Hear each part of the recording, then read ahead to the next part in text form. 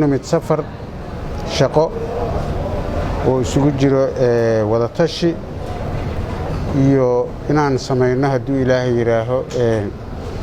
saa la socoteenba muddadan webiga Shabeelle yaa fatahaad waday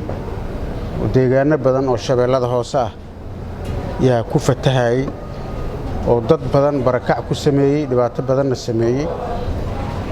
afgooye ilaa iyo laga gaaro qoryoolay inta u dhaxaysa intaba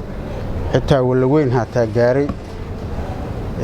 inaan deegaanadaas oo dhan soo booqano dareenka dadka iyo baahiyaha jira in aan la qaybsano aan ogaano sida ay dadkaas ay wax u gaareen waxaan rabnaa marka sidii hore baan ugu baaqnay mar labaad inaan baaq kale ku celino maadaama ay sii socoto aysan joogsanaynin dadkaas Soomaaliyeed oo reer Koonfur Galbeed oo dhibaatadaas baaxadda weyn ay gaartay nin kasta oo Soomaali ah oo waxaysto inuu u gurmado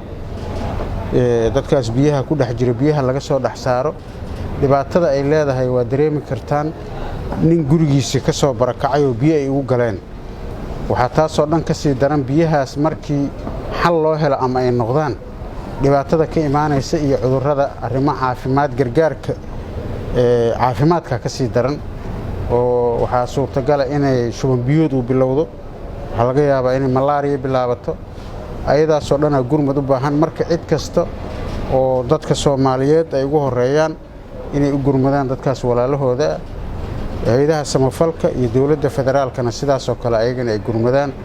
dawladihii kale ee gurman karo oo wax soo gaarsiin karana ay soo gaarsiiyaan safarkaanaga safarkaas shaqo ahaa waana joogi doonaa insha Allah usbuucan hadduu Ilaahay yiraaho dawladda federaalka iyo madaxda dawladana wada tashiyo oo arrimaha federaalka ayaan kala sameyn doonaa aad iyo aad u mahadsantiin waxaan rabaa inaan halkaan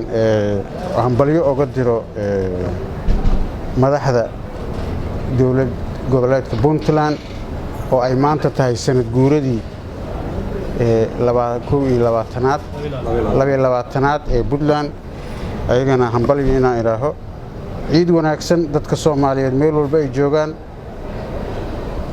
mar labaad iyo mar saddexaad aad iyo aad u mahadsantiin